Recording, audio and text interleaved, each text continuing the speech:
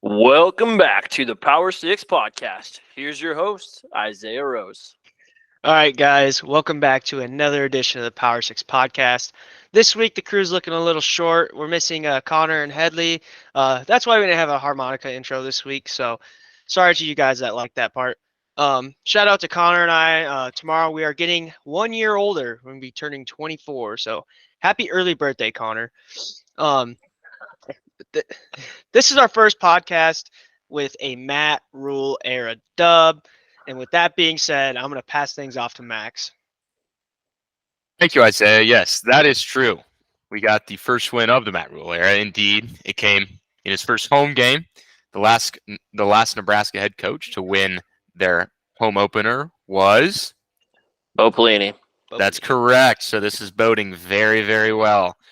Yes, sir. Ended with a score of 35-11. I'm just going to go full homer and say without a turnover and a fourth string defense, it would have been a nice little goose egg for our starting defense. But whatever. The statistics put up by our defense have been really impressive so far this year.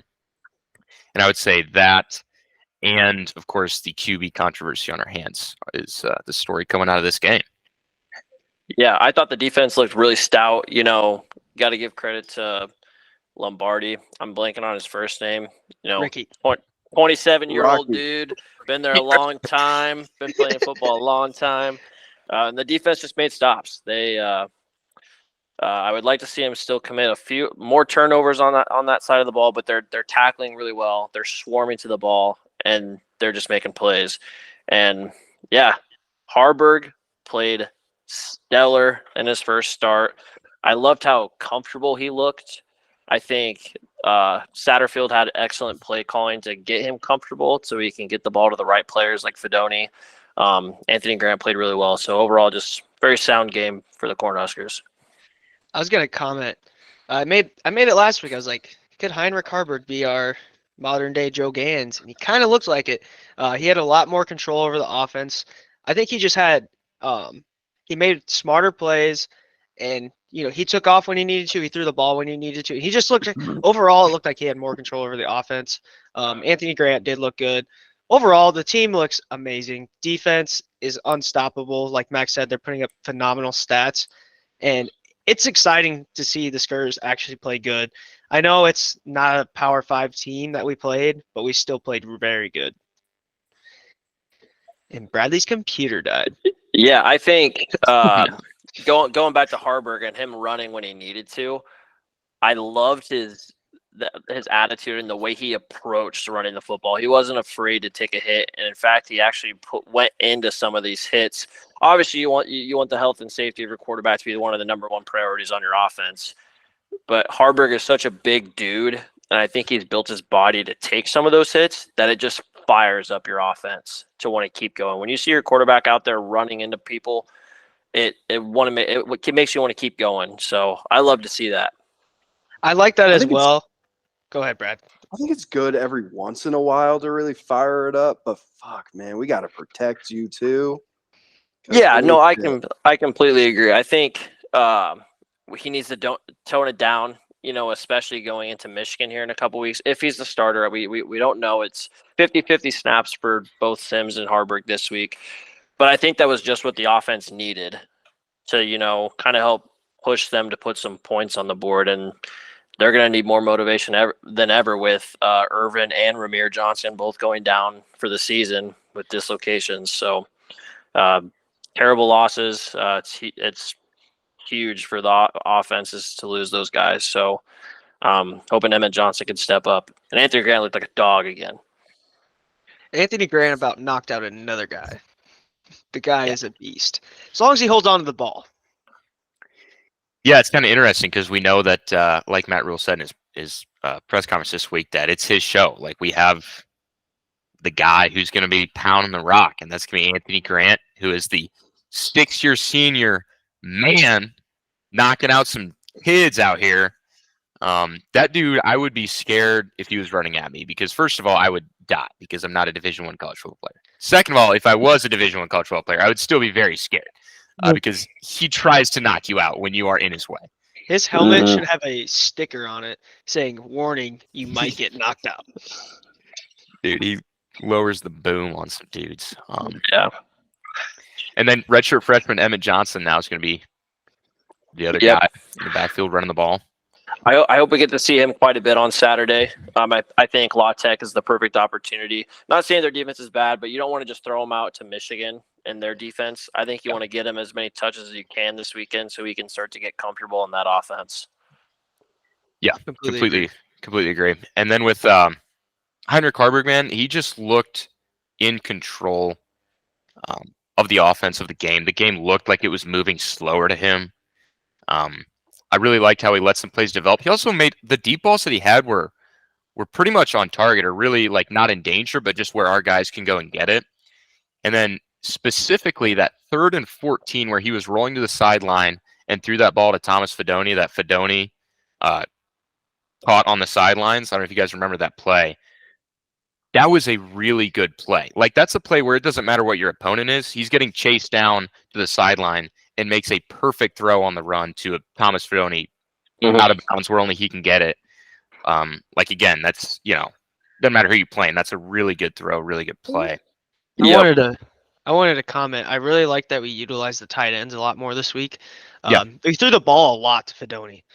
I think that's one of the keys to this game, how well we did in the passing game, because we haven't seen a lot of that, honestly, since Austin Allen, and I love utilizing the tight end. We need to start doing that a lot more. Well, him and Harburg have a lot of chemistry. They lived together for 3 years, so I think this would be great for not only Harburg's confidence and to get him comfortable in this offense more, but it's great for Fedoni's confidence. He's really starting to come into that 5-star number 1 recruit that Nebraska was going after the last 3 years, and he's coming off injuries great. I'm excited to see his confidence grow and how he performs the rest of the season. Yeah, Fedoni did look really good. And then our defense also as well. I just want to shout them out. They're number 3 in the country in rushing defense, number 1 in the Power 5, allowing only 46 yards a game. They're 4th in the country, 2nd in the Power 5 in sacks. Nash Hutmacher's out there freaking dominating. Ty Robb, Cam Lenhart, Princewell, Blaze Gunnarsson. And this defense, too, they're playing like 22. They're rotating like 22 guys a game. Like against, like, not just like obviously the 3rd and 4th string that we saw against Northern Illinois, but for the first like 3 quarters of that game, there's like 21, 22 defenders that are playing in, the starting rotation, if you will, which is incredible. I think it shows the development that we're seeing, because like a John Bullock has been in this program for 5 years now. Like, where the hell has he been? He's playing amazing. Same with Javen Wright, Phelan Sanford. Like, those guys are out there balling. They've been in the program all this time. So I think that's a really good sign of the strength and conditioning and the developmental program that Matt Rule wants to be. I think we're already seeing it in year 1. He's already developing these guys. Deshaun Singleton, too. I mean, so that's really good to see. They're balling out. They run so fast to the ball. They tackle so well. I legit cannot picture my mind a missed tackle yet this year. It's really impressive. Pursuit to the ball has been phenomenal this year. Yeah. And I want to shout out Nash Hutmacher. He's definitely my favorite player on the defense. I'm always watching him. I'm like, come on, get to him. Come on. And the guy is just massive. He's a tank. Yeah. An insane stat line in that game, I think. I actually want to see if I can pull it up, but yeah, that D line, man, they're causing havoc. Good to see. They got an interception, so they've produced a turnover a game. I'd like to maybe see a little bit more, but it's a step in the right direction, I think. I love that they're rotating guys in and keeps our defense fresh, especially when the offense hasn't been producing lately. And so our defense is going to be pretty stout this year. I'm excited to see how they perform against better Power 5 schools like Michigan or even Iowa, and it's going to be interesting. I don't want to throw Wisconsin in there because Wisconsin is not super good this. Yeah, they seem a little bit more Big Ten West average. Yep. But yeah, Nash Hutmacher had 6 tackles, half a sack, 2.5 tackles for loss. And then some of the other guys I mentioned, Javin Wright had 4 tackles. A.J. Rollins had 4 tackles. John Bullock and Phelan Sanford had 3 tackles. And then you move down to like Nick Henrich had 2 tackles. Reimer had 2 tackles. And we know their presence. Like they still have phenomenal games, and those are the guys. But these other players are like playing really good too. It's just great to see like the depth on this defense and the way these guys are being developed because we haven't heard any of those names for they've been in the program for 3-4 years. So Yep. It's nice we don't have to rely on certain people on the defense that are always making the tackles. It's getting spread out. It's not this guy made 10 tackles this game, you know. yeah, like JoJo Doman in 2021, that defense relied heavily on Doman in 2021, and he was out for the last 2 games, and we give up 35 to Wisconsin, and I can't remember what to Iowa, but well, they ended up coming. That was that game we choked away, like all the games that year. But anyway, Yep. Do you guys want to give Jeff Sims another chance, or are you fully in on the Harburg train? I think he played well. I think you give him a shot. And if things go south, then you put Sims back in. But I think the way Harburg played, yes, it was a group of 5 school, but still a tough competition for him. First game in Memorial Stadium. And I thought he just exceeded everybody's expectations. And with the running back room the way it is, I mean, I wouldn't mind seeing Sims getting back there if we want to really throw him for a loop. So do a little Denard Robinson action. Yeah, I'm kind of fully in on Heinrich Himberg. He looks a lot better than Sims. Taking care Yeah, of the I'm on ball the is such a huge thing. Yeah. I'm on the Harburg train, but my prediction is we see Jeff Sims comes out as our starter against La Tech. That is my prediction. Yeah, I would be pissed, honestly. But know what the good thing about having 2 guys that both are runners and one throws a little better than the other, but we can open up the playbook a little bit. Kind of like how we had Luke McCaffrey and Adrian Martinez for a little bit, especially against Ohio State. We kind of opened it up a little bit, pricked them with both of those guys on the field. Maybe we see a bit of that. Who knows? Yeah, I be think we're going to surprised see a if- little bit of both of them. Yeah, I wouldn't be surprised if you remember that Ohio State game, that COVID game. I think this is the one you're referring to, where Luke McCaffrey that first drive took a handoff. Actually, wouldn't shock me at all if we're down 2 of our starting running backs. If Harburg takes a handoff this game, I mean, wouldn't shock. Yeah, I mean, we used Harburg against Minnesota as like a wide receiver. Yeah, he's he's like a- a slot he's a tight end. Tight end, yeah. I mean, we've got 2 great athletes that can do pretty much anything they want. So hopefully they use them to the best of their ability.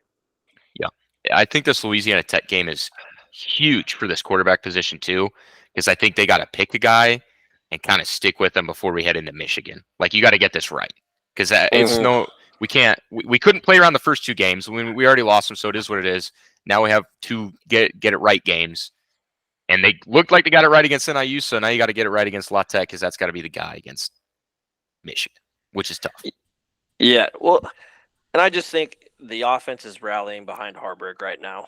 You know, hearing some of the way that the players were talking about him in the press conference. Gabe Ervin, for example, you wouldn't even have been able to tell that he was injured and done for the season with the way he was talking about Harburg, saying the dude's a straight killer and, you know, had a smile on his face and just talking about the energy that he brings to that offense. And it's something that we just haven't seen from Jeff Sims yet this year. So I think if you throw him back in there, one, your defense is going to be upset because he hasn't been able to prove that he can not turn over the ball. And 2, how do you think that's going to make Harburg feel? You go out and play the game of your life and play really well, and it's still not good enough. So I think what we have right now is really good, and we should just stick with it until it doesn't work. See, I think it'd be a total Nebraska move to have Jeff Sims come out. We've seen it through multiple different coaches. They play the wrong guy. I think Heinrich Harburg is the guy. We need to stick with him and just move on with Jeff Sims. Because he obviously there's more respect for Heinrich Harburg, like Devin was saying, and the guy he has more control. He doesn't turn over the ball. Jeff Sims played 2 games and he has 7 turnovers himself. I know the competition was a lot different between those 2 games, but just the control that Harburg had compared to Sims, it's just so much better. Yeah, the tough thing is Jeff Sims is rules guy. I mean, the coach wants to ride their guy.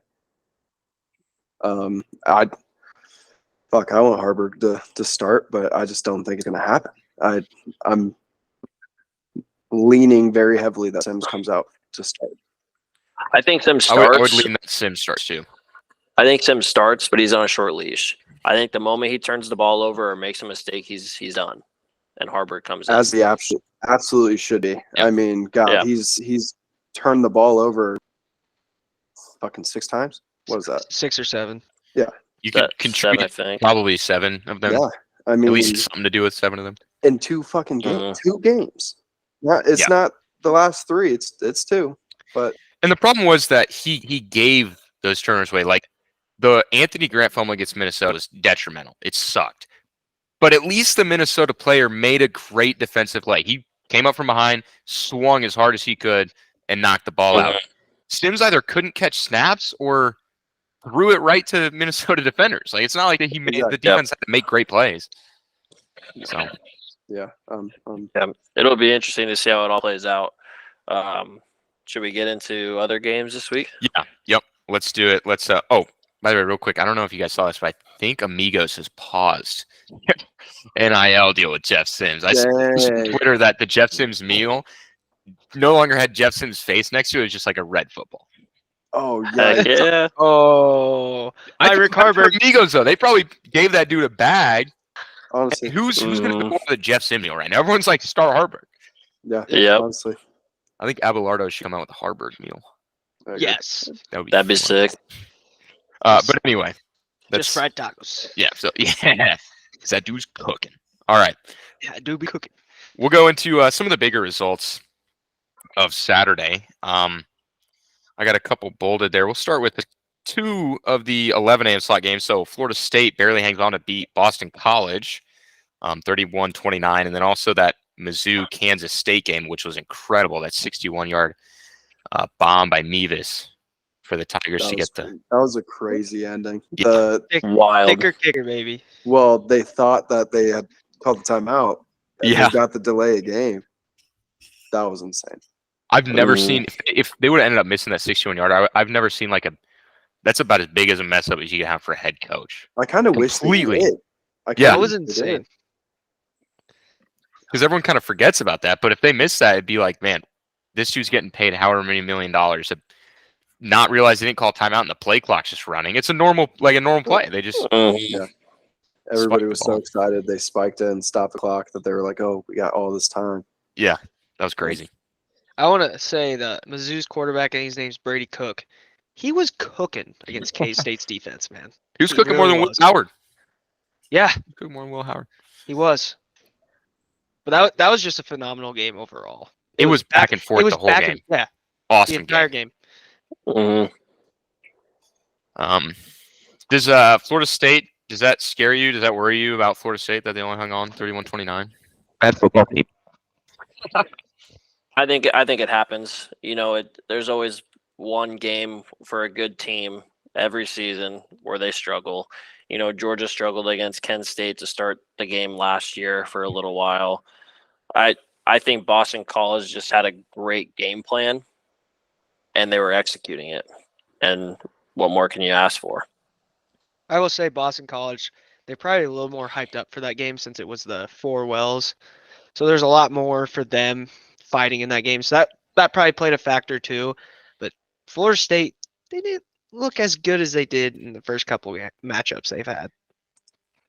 No, and it's interesting too because we have not seen a team in college football yet this year sort of, claim its I don't know, its stake to being like the dominant team this year. Every team has had a little bit of hiccup. So that's the reason why I'd say this doesn't worry me that much about Florida State, just because like Alabama has had they don't look like the usual Alabama. Georgia didn't look good at all against South Carolina.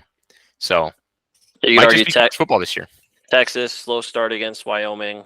Yeah, really and, slow. and even against Rice, that first week. So Seems like there's a lot of parity in college football this year. and Anyone's game. that's what It's I love nice to about see. it. It's great to see going into that conference realignment. Next we'll get I in- will say, oh, sorry. I was going to Go say that Florida State game, part of it, why it might have been so close, Jordan Travis did get hurt at the end of the second half. He hurt his wrist.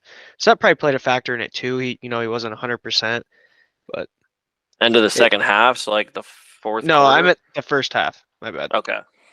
I didn't get to watch the game, unfortunately. Yeah, it was like the last minute of the first half. He got injured, but he still played. Mhm. Next, we'll move to what I thought was a really shocking result. Florida really kind of handling things pretty easily against Tennessee in the swamp, 29-16. Was not expecting that at all. Yeah. I don't know. That just That was in Yeah, I was wasn't crazy. either. I think Florida played a really solid game. Trevor Etienne, absolute beast, just like his brother. So I think if Florida can keep that up, they can be a good football team. Honestly, thought Tennessee was going to roll them. yeah. Mhm. I think we all did. And that was one of those that 6.5 spread. A little fishy. Little Power 6 curse. Shout out Gators. Well, yeah, all the Power 6 voted for Tennessee, I think, but Andrew Lindenmeyer. Oh wait, no. No, that was a full-on Power 6 curse. We had 2 curses last week. What? We had 2 curses. Last week was tough. Maybe you said it was going to be close. I think, yeah. I think that's what, because I remember saying, well, I think Tennessee's going to cover and cover pretty easily. So I'm eating my word. Mhm. Yeah, I said the same thing. It just sounded like Milton didn't look very good. Yeah, I don't Sounded like think he Milton looked looked very good. sloppy. And I tried to watch some highlights. Look at Tennessee's defense. They weren't tackling good. Mhm. They made Graham Mertz look good, so you're not playing good defense when that happened. Yep. Yeah, they made Graham Mertz look like an all-star out there.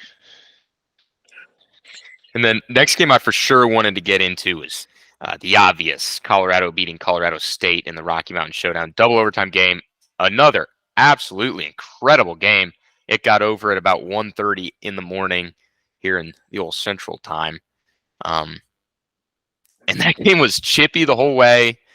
I thought Colorado State had it in the bag. They kind of choked it away. They were up 28-17 in the fourth quarter. Man, kind of sucked. Yeah, that game was a dogfight through and through. Obviously one thing we all probably want to touch on is the hit on Travis Hunter. It was late. It was a bad hit, but it's football. I mean, it's a highly competitive rivalry, so I'm not surprised something like that happened. I could see why Colorado fans get upset about that, but it's football. That's kind of stuff like that's going to happen, especially in such a chippy game like that.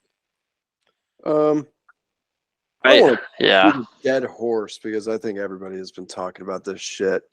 I think it was pretty dirty, in my opinion. I don't think it was a football play, but I kind of don't want to talk about this anymore. Yeah, I don't know if I want to talk about that hit, honestly. Yeah, I think the big news is that Travis Hunter's out for the next few weeks, which hurts Colorado a ton. I mean, offense and defense. But realistically, let's talk about that. I think it hurts Colorado more defensively with him not being out there. I think Colorado has enough weapons on offense that it won't make much of a difference. And we saw that towards the end of the game when they were still able to go out and make plays and come back from 11 points down. And, they found another weapon in their tight end. He put the team on his back in overtime. He really did. And so again, hats off to Shedeur. Aside from the eye gouge, he played another phenomenal game. Being on your own 2-yard, as soon as Colorado State punted that ball to the 2-yard line, I almost thought, damn, it's done. They just got to make a stop. And Shedeur just went out there and, just kind of exploited their defense and played really well. So I'm excited to see them play Oregon. Mm-hmm.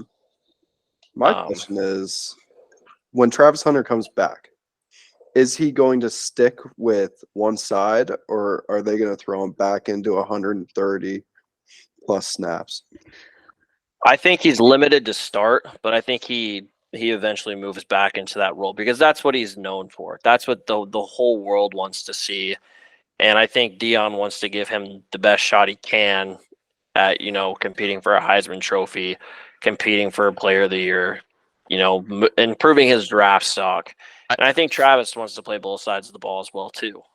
I think But- once he's cleared fully 100%, he'll be both sides of the ball. Because I think Colorado kind of needs it, especially if they want to accomplish what they want to accomplish, which I think is a little unrealistic. It's probably to win like 9 or 10 games or something. But Hey, speaking of Travis Hunter and playing both sides of the ball, we got a Travis Hunter ourselves. Don't want to talk about him. Tommy fucking Hill. Nope. Jesus. Nope. nope. Fraction of Travis. We can move on. Just good. We can move on. Just as Yeah. good. Regardless, I wish him a speedy recovery. We won't talk about the hit anymore. I hope he comes back. It sucks as much as I hate Colorado and what this national media has been. It would have been pretty cool to see him playing against Oregon and USC because I think that gives them a better chance to win. And now I just don't know if I see them beating those two teams. I don't know if I even see it being close. Well, I think that kind of reflects the spread for that matchup against Oregon this week too. I think it would have been that way regardless. I think- Colorado's defense is not very good. No, I think. Well, we'll kind of get into it, but I think it might have affected it just a little bit, not by much. I was going to say something. Oh yeah, Colorado State really impressed me. Their quarterback Nicolosi, wide I was receiver, just going to Horton, say, yep. phenomenal. Actually, like that dude was slinging the ball, throwing His- ropes like 40 yards. Yeah, His ball was dude, that really guy pretty was. to watch. Yeah. He It was a nice hummed tight that thing. spiral. By the way, And Colorado State head coach Jay Norvell, a couple decades ago, was offensive coordinator at Nebraska. So interesting little Wow, tidbit there. that's right. my my arm hurts right now thinking about how hard that quarterback was throwing the ball. Yeah, it's pretty insane, actually. Go ahead, Devin. And I want to give props to Jay Norvell and the offensive coordinator for that team because they drew up a game plan and they executed the shit out of it. And Colorado never made an adjustment. Those flat crossing routes over the Oh middle man, were just eating up their defense. yeah, I have to And imagine Oregon's gonna. Yeah, I absolutely that. love to see it, and it's similar to what Boston College did to Florida State. They had a game plan, they executed it, and then in the end, they just couldn't get it done. That Colorado State defense was playing good too for a while. I mean, it was Colorado at 17 points up until late in the fourth quarter. That Colorado O line is really bad. Yeah, They're really bad. They can't stop anything. They can't run the ball. it makes Shador's performances look all that more impressive when he's getting sacked. 8 times versus Nebraska, and then I don't know how many times he got sacked tonight. I want to say it was 5. But yeah, their offensive line needs to improve. And then the last thing I'll say with that too is I just have to say that the national media attention on this Colorado team is like the most annoying thing I think I've ever experienced in college football. It is endless. It is annoying. Yep. They can do no wrong according to the media. And Yeah, it's actually college football. Like it's not even growing the game. Everyone's just watching Colorado and all over them. It's like there's so many other good teams and good storylines in college football this year, and then the casual fan only knows about Deion and Colorado. It's like I don't want that. I would agree. And it's frustrating that there's not enough talk about the players themselves on Colorado's football team. It's all about Deion. It's all about Deion and Shedeur and Travis Hunter. It's all about the Sanders and Yeah. Travis Hunter.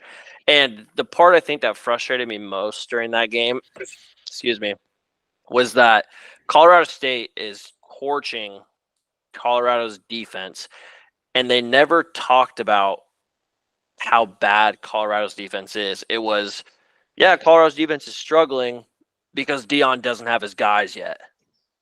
Deion needs to go get his guys. He was trying to get more big D linemen, more corners. And it just makes me think, is that really the direction that college football is going? That you don't give credit to an offense because some head coach doesn't have the guys that he wants? Yeah, like I said, it's just the media is just ridiculous with this whole storyline. Like they can do no wrong, and every other, anything that goes well for Colorado, or anything that goes bad for Colorado isn't a credit to the other team. It's Colorado's not quite doing what Colorado and Prime should be doing, which is just crazy. Right. But anyway, Any of those other big results you guys want to get into? I know Alabama struggled again. I wanted to, yeah, we could. Alabama didn't look very good, No. but I wanted to talk about Rutgers. They looked really good against. They played Virginia Tech. Yeah. Mhm. They looked really good. They're 3-0 Yeah. to start the season. 3-0 with 2 Power 5 wins. Now those Power 5 wins are against Northwestern and Virginia Tech, but still, Hey, they they're play looking Michigan. decent. They play Michigan this week, so it'll be interesting to see how good they might actually be. And that Rutgers defense, man, it's decent defense. That's a good point, Isaiah. 11 a.m. game, Rutgers, Michigan. I mean, it's a 25-point spread. I don't expect to be close, but who knows? Who knows? Underdog of the week. Their situation is interesting. Their quarterback has only thrown for 407 yards through 3 games. He is 51% completion percentage. That's brutal. Only 3 touchdowns through the air. No turnovers. Only been sacked once. It's their run game that has been lighting up defenses these last few weeks. Their quarterback's versatile. Their starting running back is a dog, averaging 6 yards a carry. So keep an eye out for them. Let's get into real quick a segment that I like to call this week: teams that wish they could beat a Group of 5 school like Nebraska can.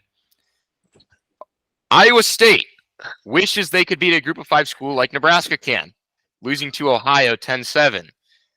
Vanderbilt 40-37 loss to UNLV. Miami, Ohio 31-24 win over Cincy in overtime. And then these next 3 are real shockers. These are real bad.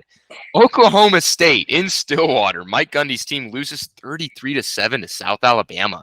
This is the worst Mike Gundy Oklahoma State team I've ever seen by far. Usually he has solid teams. Arizona State putting up a goose egg at home against Fresno State. 29-0. It's funny, too, because we just watched Oklahoma State and ASU play the week before this last one in what we probably didn't realize at the time is like now the toilet bowl of the Power 5. Yeah, Fresno State had control of that entire game. I watched that. Arizona State looked like shit. I watched that too. The other good thing, too, shout-outs to Fresno State. They have wins at Purdue and at Arizona State. They were paid between the two $2.45 million. Fresno State was paid to now go beat 2 Power 5 schools. Fresno State's 3-0 on the year with 2 Power 5 wins. Shout out Fresno State. Man, I wish I had them. And they collected a bag. And then last but not least, the first FCS upset over FBS team, over a Power 5 team this year. Sacramento State beat Stanford 30-23. Stanford's in some trouble. So, some interesting results there. Quick AP poll reaction. I don't think there was anything extremely crazy. Not what I expected it to be. Alabama dropped again to 13, which I think is the lowest I've ever seen them. Oh yeah. Yeah. I don't think did Florida State switch with Texas? Yes, they did. Yeah. So Texas 3, FSU. And that's only 2 points. So I mean that's like almost dead even, but yeah. Yeah. I'd say Tennessee dropped a ton. I think they went down to 22. Florida moved in. I think they're 25. Yep, Florida's in. Yep. Iowa moved up. Props to them. They're 24. Colorado dropped a spot. Yep. I think they're going to be ranked the rest of the season, whether we like it or not. Probably. Unless they get beat by 60 next week. I think they're still going to be in the top 25. Media doesn't want it that way. Should we get into Tank and Bank? Yeah, let's do it. Let's roll into it. We start with Tank, right? Yeah, let's start with our Tank. Max asks this every week, man. That's my new bit. That's a bit now. Whenever it's a bit. So we just do Tank, right? Yeah. No, we do. Oh yeah, just Tank. Yeah, it's a bit. Anyway, Tank, my Tank of the week, just because it can't be forgotten. The Missouri head coach forcing his kicker to make a 61-yarder for the win. They won the game, but man, if they lost that would be the undisputed Tank of the week. So I don't want it to get blown over just because his kicker bailed him out with a 61-yarder. It's Missouri. Yeah. That's a good tank. My tank is Fucking Oklahoma State getting stomped by South Alabama. That is actually terrible. My tank is Michigan State's program because Mel Tucker's canned and Washington walked into East Lansing and absolutely railed them. I think they were up 41-0 at one point, and then Michigan State probably got a garbage time touchdown. My tank is Matt Rule's lack of chapstick. Dude looked like a crackhead on the sidelines on some of those videos. That is funny. I couldn't unsee it, and he was doing it the entire game. Yeah. Dude, it was bad. It was I'll side note real quick to Creighton basketball, interestingly enough, because Greg McDermott does actually lick his lips on the sidelines for Creighton basketball a little bit too, but it's like really subtle. He just kind of like does a little. Matt Rule was like, the tongue was flailing. It was insane. Yeah. It was flopping around everywhere. It was. I want one of our reporters to ask him. Seriously. And Matt Rule, he's got to know he did it. Fox did a slow-mo. Yeah. They did. Slow-mo. Of course they did. Man. All right, let's get into a bank here. My bank, I'm keeping it simple, maybe almost too simple, but I'm just going with West Virginia getting the massive backyard brawl rivalry dub over Pitt, 17-6 at home. I don't know if you guys have seen the Sweet Caroline videos, how they sing that. It's awesome. They hate Pitt, and they got the win, so that's my bank. My bank is Nebraska covering 11.5 against Northern Illinois. I have to apologize saying that my lock last week was Northern Illinois covering. Shout out Nebraska. He actually meant Nebraska to cover. That was his lock last week. That's why. Bank. Yeah. My bank, YouTube TV for having the multiple channel streaming options. That's awesome. My bank is going to be kind of the opposite of what Max's tank was. My bank is the Missouri kicker. Way to get it done. That's an SEC record. Yep. That's all true. Real quick, we can just do like a quick preview here before we get into the predictions all at this point. So I don't know if there's anything specific you guys want to say about any of the big games this week. We have 6 ranked matchups, which is awesome. That's the most since like 2017 or something, I think. And including an almost ranked matchup with Florida State and Clemson.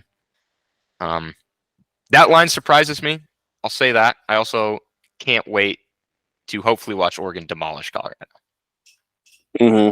Yeah. I'm excited for that game. I think the game I'm most excited for is Ohio State, Notre Dame. I'd love to hear you guys' thoughts. Ohio State, 3-point favorite going in to Notre Dame. Thoughts? Sam Him-Hartman. Now, yeah, I like that now because I can get 3 points as my underdog. Dude, how many of us are going to have that this week? I just think Sam Hartman was the missing piece to Notre Dame's puzzle. Yep. He is playing so good right now. And Ohio State really hasn't been. No. Kyle McCord's starting to find good too. Yeah, starting to find his groove a little bit, but I think this Notre Dame team is too versatile now. I'm surprised that Notre Dame isn't the favorite in this game, honestly. That's why that's why I brought it up. They just look so much better than Ohio State does. I mean, Ohio State, they beat a team 66-10 last week. I don't even know who they played. And they had a slow start. It was all the second half where they got all their production. Notre Dame is consistent the entire game through. So I'm surprised Notre Dame's not the favorite here. So yeah, I'm super pumped for that one. That's a night game along with the Iowa Penn State game and a few other really good night games. So that's gonna be fun to watch. Penn State whiteout too, isn't it? Yeah. Yep. Yeah. Iowa's wearing the black pants. It's the first time they've worn, I think, black pants with the white away jerseys like ever. I wanted to ask Connor about that, but and then I want to give a shout out to Oregon State and Washington State too. A ranked matchup between two teams that are essentially getting kicked out of the Power 5, soon to be Power 4, is a travesty. Those are good football programs. So I hope they have a really fun time. It's a shame someone's going to have to lose that game because it's going to be a really good game. So when college football goes to the Power 4, what does that mean for the podcast? Do we have to be Power 5 then? No, we are still there's unless we're kicking you out, then we could be the Power 5. Hey, if you guys want to upload it, go ahead. Isaiah's the Yeah, Pac-12. Devin's I- got the Google Hangouts now, so Yeah. Yeah. we don't need you anymore, Zoom boy. Oh, I wasn't Zoom boy. That was Max. And then last but not least, quick Nebraska preview and keys to the game. And you know, we can probably get Alex in on this one, the old Louisiana Tech guy. So we'll introduce Hey. the best picker of the week. Alex Hey. Nguyen. Welcome, Alex. Thanks for coming on, man. Long time no see. I wanted to say Hey, Alex is the biggest LA Tech fan I know, and I only say that because he's the only LA Tech fan I know. So congrats. Isn't it more Congrats commonly to being referred here, to? Alex. It's La Tech. Yeah, why are we it's saying LA Law Tech? Tech, bro. It's La Tech. LA Hey, Tech. I'm throwing out the disrespect right now. Hey, it's fine. Alex keeps receipts. It's fine. Well, boys, welcome, Alex. Glad to be here. Glad to be here. What do you think's gonna happen in this game? Like, don't give us your prediction yet. But are you rooting like for La Tech like big time? You know, I'm gonna be honest, boys. I haven't watched much football this year, so work's had me busy. I think it's gonna be closer than what people expect. I'll go into that without giving my prediction Okay, right into it. You know. I got you. That's fair. One thing that we didn't bring up earlier, kind of talking about Nebraska, is this is a little bit of a homecoming game. We got DeColdest Crawford coming back to Lincoln, so This is true. it'll be cool to see how he plays and what that atmosphere looks like for him. I will say I am very tempted right now to buy a ticket to come back to Nebraska to watch this game this weekend, but I'll keep you guys updated if that ends up happening. You know what, Tickets Alex? are If really you do, cheap. Alex, if you do that, I'll get a ticket too and go.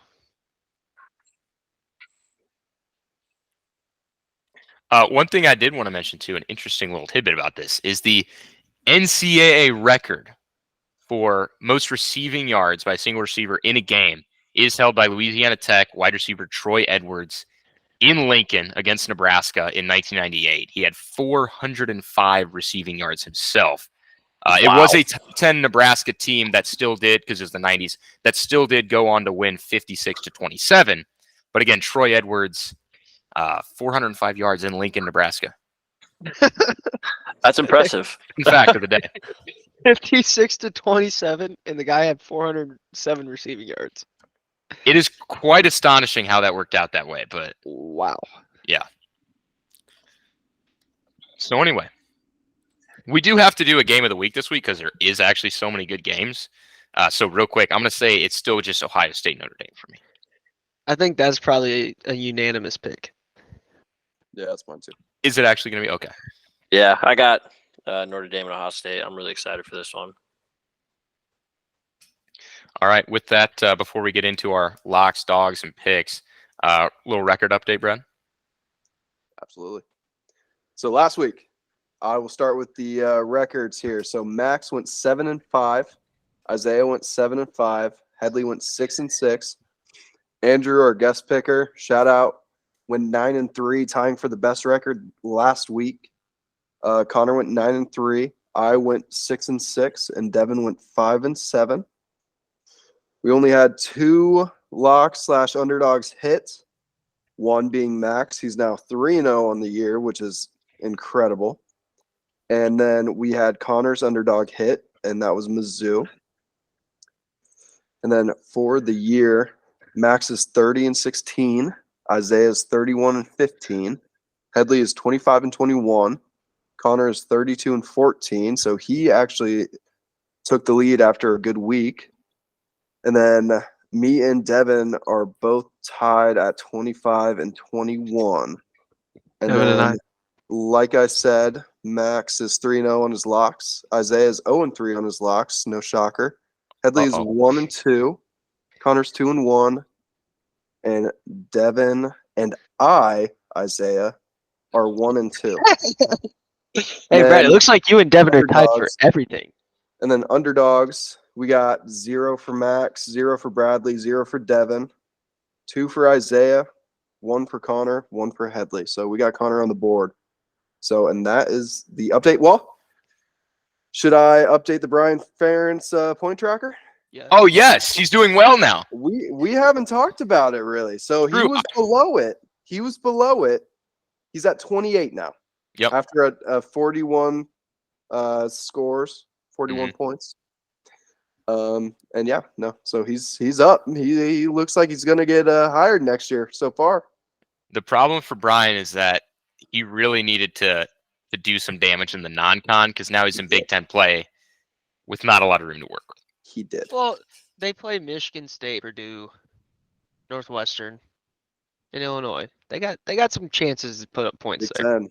Yeah, Big 10. after they play Utah State and Western Michigan, bro. Like, what are we you doing? You gotta be averaging 35 at that point. Yeah, he needs to get out of the 8-ball there. But all That's a right. good point. Yep, those are the records. All right, sweet. Thank you, Brad. We will get in now. We'll start with the locks, the Week 4 locks. And this week, I'm going with Oregon State minus 2.5. I think they're a more complete team than Washington State. I think Washington State beat a below average Wisconsin team, and the Beef defense is legit. So give me Oregon State minus 2.5. My lock this week, it's Ole Miss's year. Give me plus 6.5 cover against Bama. My lock, I'm probably going to go FSU minus 1.5 over Clemson. Keep it simple. I really do like that, Alex. I was thinking about that too. So I am gonna go Arizona minus 11.5 against Stanford, who just lost to an FCS opponent and has just been really bad this year, and Mahomes. All right, I am playing the opposite of Isaiah. I'm going Alabama minus 6.5. I think after they got beat by Texas, they kind of had a little panic as far as their quarterback situation, and it did not work out well for them last week. They're putting back in Jalen Milroe, that guy. Yeah. And I think he's going to go out and get it done. Going to show him why he's a starter. All right, now for the dogs this week. Man, I've been so freaking close with my dogs. They've all lost by.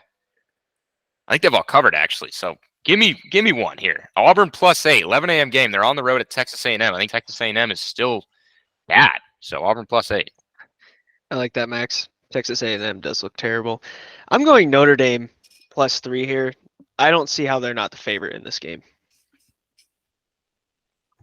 I was going to go Notre Dame, but since Isaiah just took that, I'm going to go BYU over KU. We're going swinging for the fences here. That's like 9.5 or something, isn't it? 8.5. 8.5. 8.5. KU likes to choke, so It's true. I see it.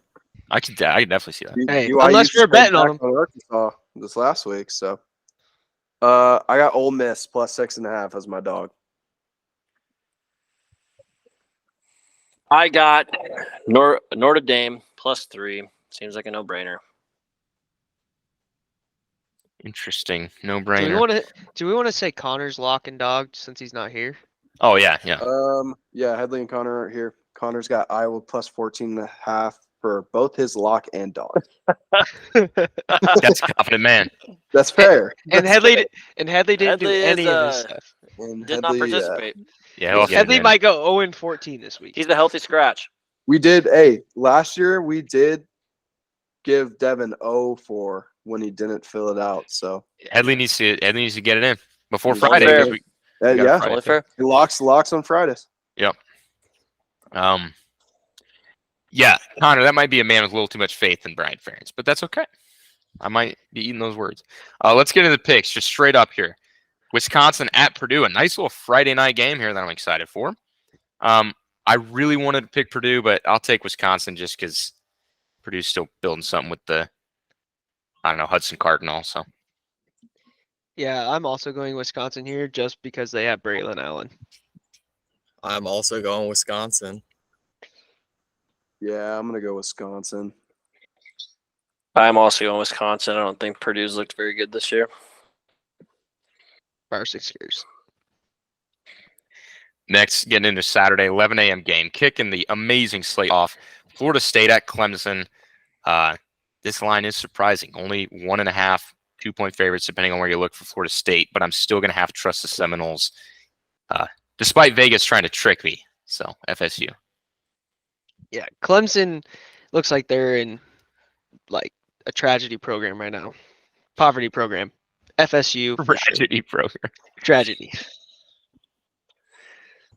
Yeah, man, I'm going FSU on this one. Clemson's just struggling this year, I feel like. Yeah, I'm going FSU, and I'd say 1.5 is a lock, Alex. Congratulations on winning that. I'm also going Florida State, so congratulations, Clemson. We just cursed them. We no, didn't congratulate Purdue. I think Florida. Yeah, that's not a fucking curse because they're not ranked. That's just a bum game on Friday What were you night. saying? Headley Power does, 6 though? first. I think Florida State bounces back, and they bounce back big time. Yeah. Next, Oklahoma at Cincinnati. Cincinnati's debut as a Power 5 program. This is the 11 a.m. big noon game, so Gus and Joel. I got to take Oklahoma. They're a little too strong, and Cincinnati struggled last week against Miami, Ohio. Yeah, I agree. I'm taking Oklahoma. I watched them play Toledo, and they just dominated that entire game. They are very dominant this year. I'm also going Oklahoma on this one. Boomer Sooner. Boomer Sooner.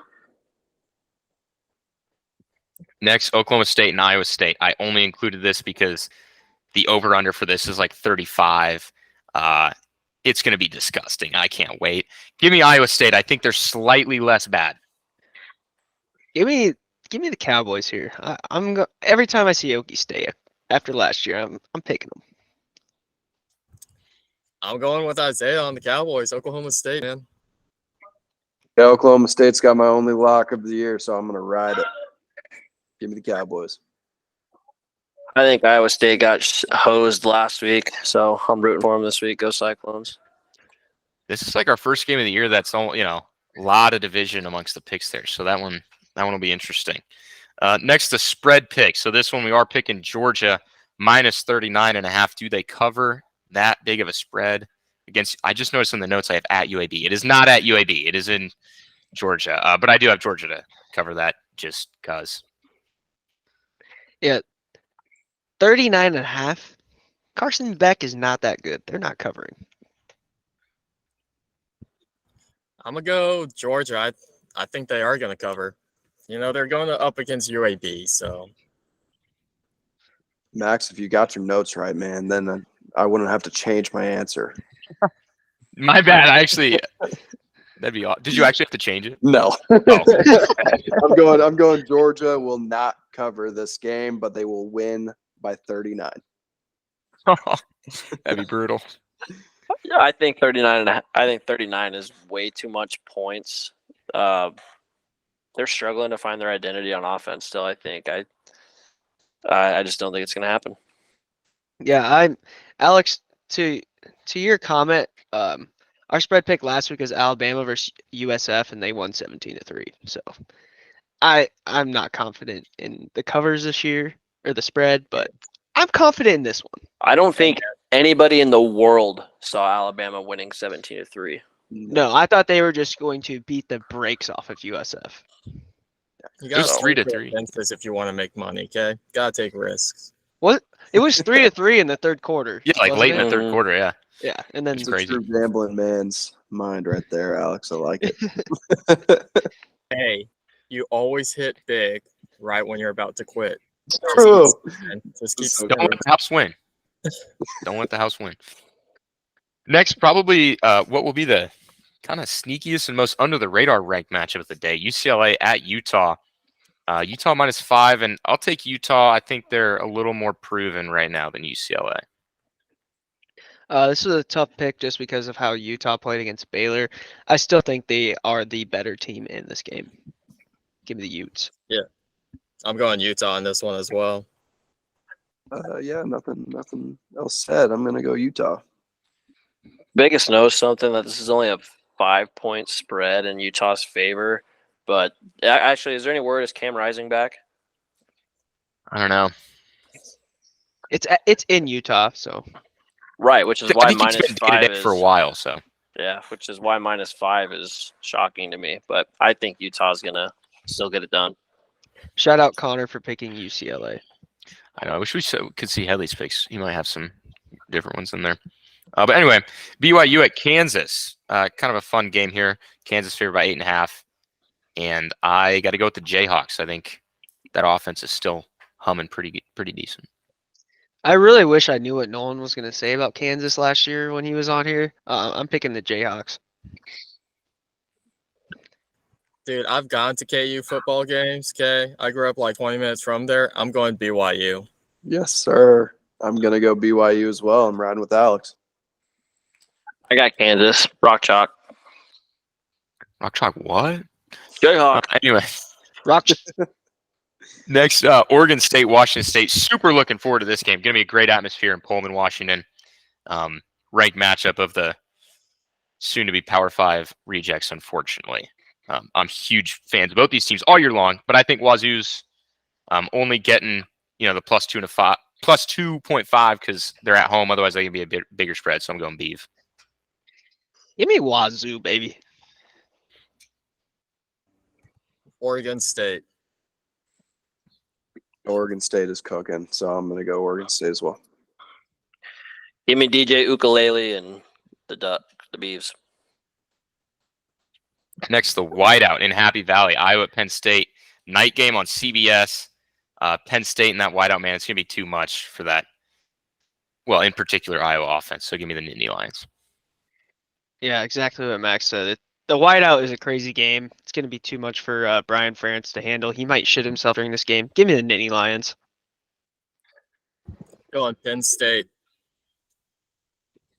I'm going to go Penn State because it's one game closer to what Headley would say, my schmeckles. Hey, Golden Schmeckles. Connor, if you're listening, this is for you. I got Iowa. I think they have a very talented, experienced quarterback in Cade McNamara. I think this offense puts up some points against the Nittany Lions. They go in and they get a big upset. Dang. What's the score prediction on that, Devin? Ooh, it's going to be low scoring. I think I'm going to go They're going to score some points. 24-17. Don't get me wrong. Their defense is still the better part of their team. But I was going to score more points. It's going to be Yeah, a giant. Penn It's going to be so many points. So many What I do points. is want to say So many this. points. So many This isn't points. the Big 12. 7-3. This isn't the Big 12. Are you He's going kidding to me? score some points. What's your prediction? Oh, I think it's going to be low scoring. It's going to be really low. Really 20 low. 9-6. Give me 10-3. Give me 10-3. Give me No. 2-0. If I had to give it an honest score prediction, I would go 24-17 Iowa. That's fair. That's fair. I can respect that. All right. Next, Ole Miss at Alabama. I forget what time this game is. Is this the 2:30 CBS game? It's I don't know. 2:30 game. Yeah, okay, I think 2:30 so. afternoon game. I'm going Ole Miss and Lane Kiffin, man. Alabama's struggling, and Lane Kiffin wants it more right now than Nick Saban. Lane train. I said it before, and I'll say it again. Ole Miss year, Spencer Sanders, let's go. Dude, I basically live in Alabama right now, so I'm going Alabama. Bama, baby. I was going to hedge my underdog and my pick, but you know what they say. This man's on the Lane train. Hey, just Edging made is it. Chargers. I'm going Ole Miss. Let's go, Red. This man is on the Lane train. He's conducting that shit. Woo woo! On board the lane train. You know, as Jacob Headley would say, it just means more to them boys down south. It's the same fucking These are- conference. Yes. So give me the Crimson Tide. It's the same fucking conference. Tuscaloosa is, I think, a little bit more south than I think Tuscaloosa is more Mississippi. south than Mississippi. It's true. It has nothing to do with conference. Mississippi. They're both. Well, that's what he's close with the talking about. Gulf. Was the damn conference. Get the Oh, boy we're from the just south comparing in here a right now. City to a state there, though. Like, Tuscaloosa is farther south than Oxford, Mississippi, which is where Ole Miss is. So, Yep. you want to do a fact check there? oh, I know that for sure. I know that for sure. Uh-oh. Next, Colorado at Oregon, also a 2:30 game.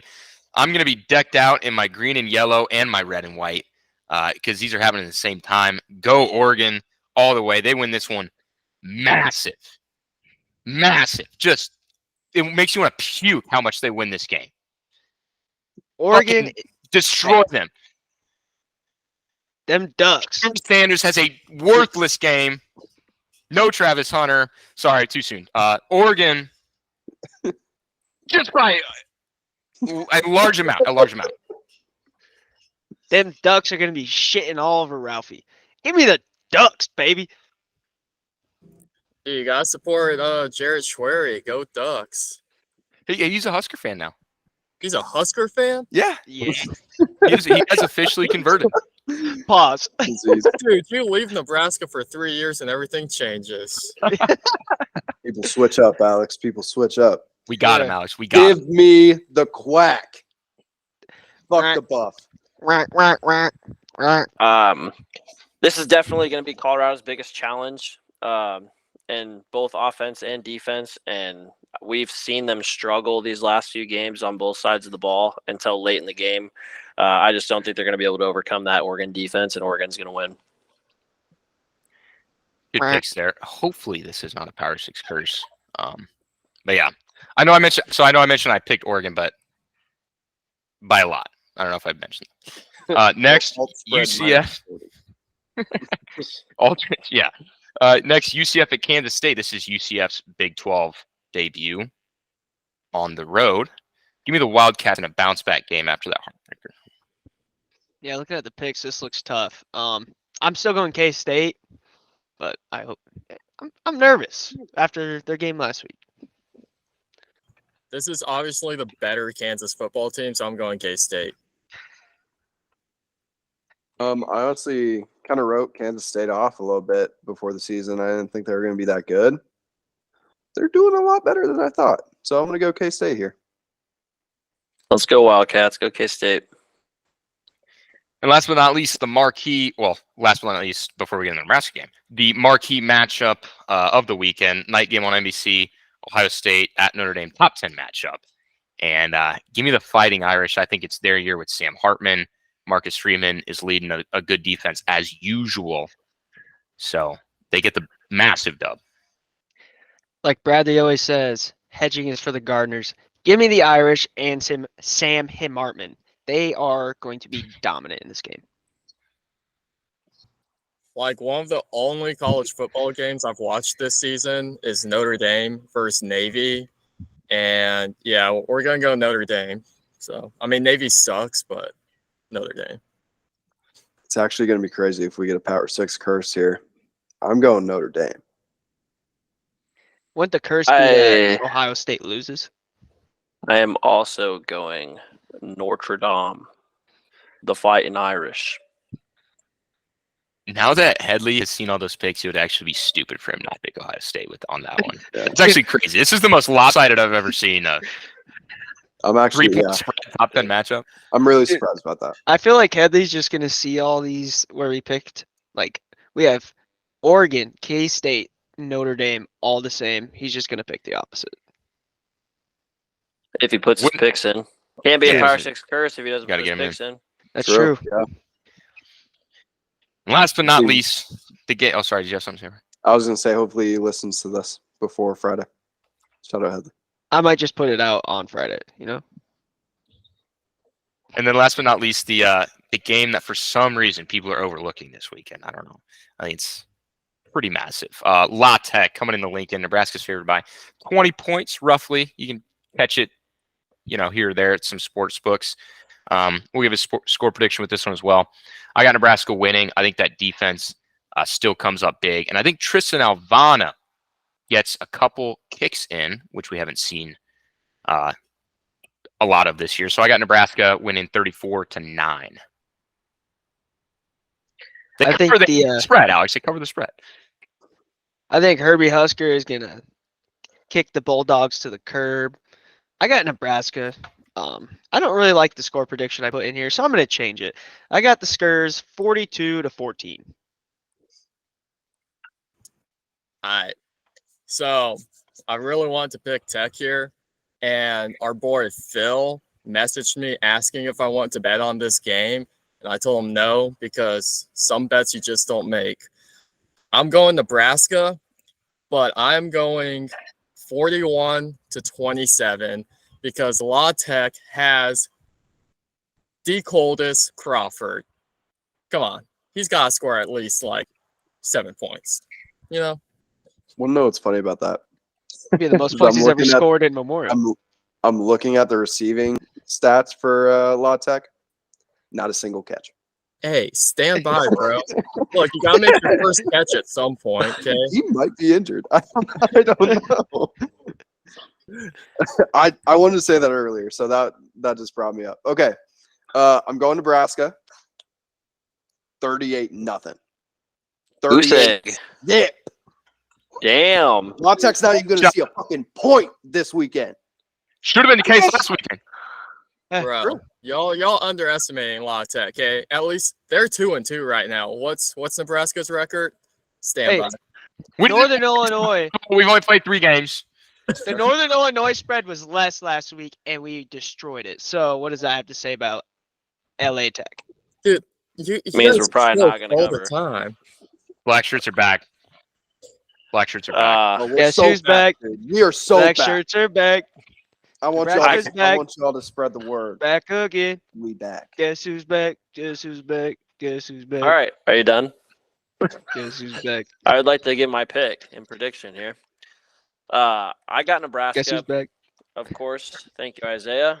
But I'm going to give a little bit more credit to La Tech. I think it's going to be 38-14. I do think they get some points on the board. Nice. Sounds good. Yeah, you know, the boys in the South just want it more. It just means more. It just means more. Yeah, that's what I meant.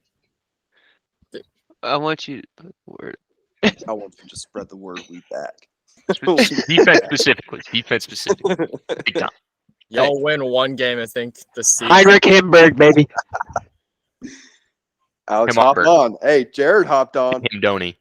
Hop on, Alex. Hey, we're taking new fans. Don't matter. You don't even need to send an application or background check, dog. Come on in. You're in. The only thing I cheer for Nebraska in is hockey. I'm sorry, boys. Fair enough. Oh, like That's you fine. and Nebraska doesn't have a hockey team. You know, You know. baby. Well, that does it, doesn't it? No, I mean, well, Those are all of the. You know. yeah. You The know Cornhuskers Nebraska. club hockey team. Yeah. You Oh. know? Well, I think that will do it for this week. I'm expecting the Black Shirts to have another big week. I can't wait to watch them. I can't wait to watch all these games. You're gonna need the full freaking slate at all times because there's so many good games at every time slot. So, psyched out of my mind for this weekend. Alex, thank you so much for coming on and joining us as our guest picker. I can't wait to see how you do. Like I said, 9-3 last week for Andrew, so it's going up against some good competition. Look, man, if I break like even here, I'll be happy. 50%. Nice 7-7. That's fair. All right, Isaiah. All right, guys, we're going to go ahead and end things here. I want to give another big shout out to Alex. I know he is in a different time zone as us, so it is later for him. So appreciate you joining the show and giving some input. What, Alex? Homie, I'm in the same time zone as you. No, we're just going to leave it like that. Where you at? I thought you were in Eastern. Where you at? No, dude, I'm in Pensacola, Florida right now. I'm in Central. That Did is, not yeah. know. Did not I'm know. like 3 miles from the Floribama right now. So Yeah, I'm like 3 miles from Alabama. in the Panhandle. Yep. Well, my bad. Alex, same time zone as us. If you guys needed to know where the time zone for Pensacola, Florida was, because I didn't know.